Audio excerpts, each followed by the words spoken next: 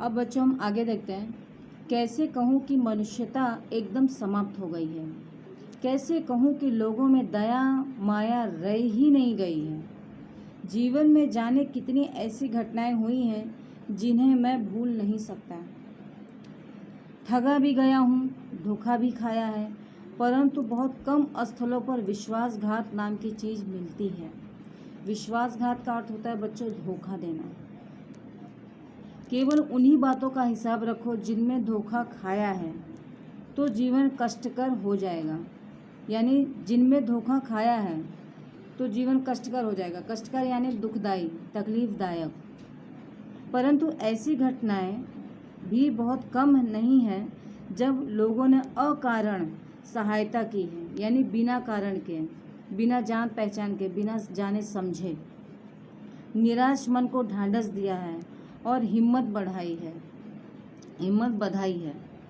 कविवर रविंद्रनाथ ठाकुर ने अपने प्रार्थना गीत में भगवान से प्रार्थना की कि संसार में केवल नुकसान ही उठाना पड़े, धोखा ही खाना पड़े, तो ऐसे अवसरों पर भी हे प्रभु मुझे ऐसी शक्ति दो कि मैं तुम्हारे ऊपर संदेह न करूं।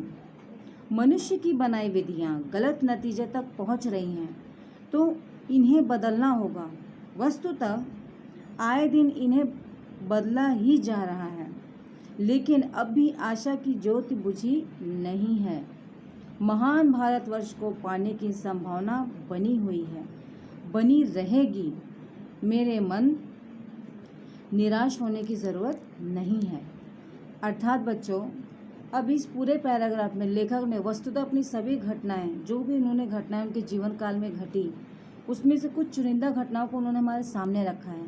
और सामने रखने का आशय एक ही है कि आज वो लोगों की मनुष्यता यानी मनुष्य के स्वभाव पर चकित होते हैं कि लोगों में आज जैसे दया या माया या किसी के लिए सहानुभूति, किसी के लिए दया, ये रह नहीं गई है, ये समाप्त होती जा रही हैं। जीवन में ऐसी बहुत सारी घटनाएं होती हैं जिन्हें वह भूल नहीं पाएंगे। ऐसा लेखक ने हमें इस लेखन के द्वारा समझाया है या बताया है। ऐसा क्यों? वो कह रहे हैं कि उन्हें ठगा भी गया है। ठगना यानी उनको लोग लूट के जाना, ठग जाना यानी धोखे से नुकसान पहुंचाना। धोखा भी खाया है यानी कि कोई उनके साथ धोखा कर जाए। परंतु बहुत कम स्थलों पर विश्वासघात का भी यही होता है बच्चों की धोखा देना, जिस पे हम बहुत विश्वास करते हैं और अगर उसके द्वारा हमें धोखा प्राप्त हो तो उससे बड़ा विश्वासघात कोई और नहीं हो सकता। तो विश्वासघात का नाम की चीज़ मिलती है। ऐसा उन्होंने कहा कि ये चीज़ लगभग अब मिलती है, बहुत ज़्यादा मिलती है। केवल उन्हीं बातों का हिसाब रखो। यहाँ लेखक हमें उनकी बुराई तो बता रहा है, लेकिन अब उसके बारे में कैसे हमें निपटना है हमें वो भी बता रहा है। और उससे कैसे करना है कि केवल उन्हीं बातों का हिसाब रखो जिनमें धोखा खाया है। यानी आप उन चीज़ों को याद रखो जिसमें आपने उन चीज़ों से धोखा खाया है, यानी आपको उस चीज़ों से तकलीफ पहुंची है, तो जीवन कष्टकर हो जाएगा। यानी जब हम उन चीज़ों को याद रखेंगे तो हमें वो तकलीफ देंगी। परंतु ऐसी घटनाएं भी बहुत कम हैं जब लोगों ने अकारण सहायता की है। यानी कि अगर हम धोखे की बात जब याद रखते हैं तो हमें जब भी वो धोखा याद आएगा हमें तकलीफ होगी। लेकिन ऐसी बातों को याद रखो जो बिना कारण, बिना आपको जाने पहचाने आपकी मदद करता है, आपको प्रोत्साहन बढ़ाता है, आपको ढांढस देता है। तो ऐसे वाक़ये जब बच्चे होते हैं तो उन वाक़यों को हमें कभी नहीं भूलना चाहिए, क्योंकि उनके द्वारा, एक अनजान व्यक्ति के द्वारा जब हमें ये चीज़ें प्राप्त होती हैं जो बिना कारण हमारी सहायता करता है, बिना कारण हमारे मनोबल को बढ़ाता है, हमें ढांढस देता है, हमें ताकत प्रदान करता है, तो ये क्या है? ये अच्छी चीज़ें हैं, सकारात्मक है। समाज के हैंड से एक सकारात्मक चीज़ों का हमारे अंदर जाना होता है, जिससे हम वो जैसे उनसे हमने जो पाया है वही चीज़ अगर आप भी बांटोगे तो ये क्या हो गया? दर पर दर ये बढ़ता जाएगा बच्चों। तो यहाँ इस चीज़ों को करने के लिए लेखक कह रहा है कि आप इन चीज़ों को याद रखें और ऐसी चीज़ों को कभी ना भूलें कि निराश मन को जो ढांढस दे। इसीलिए उन्होंने कविवर रविंद्रनाथ ठाकुर की एक कविता का भी यहाँ अवलोकन करते हुए कहा है।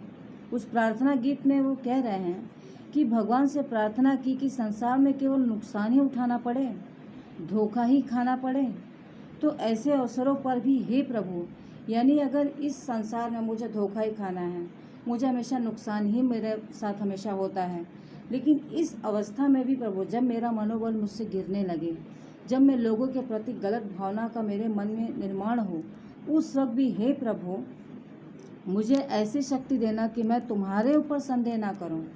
यानी जब भी हमारे साथ कुछ होता है, हे भगवान ये क्या हो गया, हे भगवान किस आदमी से पाला पड़ा है, हम हर चीज़ों में क्या करते हैं, भगवान को दोष देते हैं।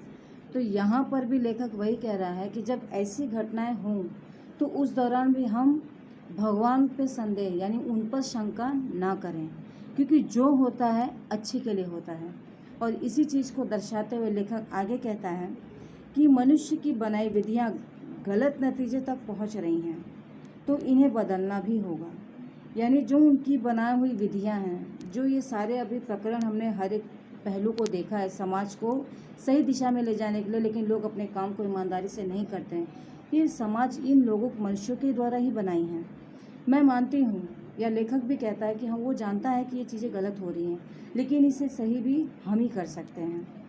वस्तुतः आए दिन इन्हें बदला भी जा रहा है, लेकिन अब भी आशा की ज्योति बुझी नहीं है। आए दिन इस पर नए नए नियम कानून बनते हैं, मतलब हम उसे बिगड़ने नहीं देना चाहते हैं। जो मनुष्यता की एक भावना हम सभी के मन में कहीं ना कहीं दबी पड़ी है, वो जगाने की चेष्टा आज भी की जा रही है और महान भारतवर्ष को पाने की संभावना बनी हुई है। यानी जिस भारतवर्ष को हम जानते हैं आज ने सदियों से लोगों में जो प्रख्यात है भारतवर्ष, उसकी जो नींव है, जो संभावना बनी, वो हमेशा बनी रहेगी। मेरे मन निराश होने की ज़रूरत नहीं है। अर्थात यहाँ पे लेखक यही कहता है कि इन सभी भावनाओं में, हर एक चीज़ में अपने मन को हमें निराश नहीं करना है।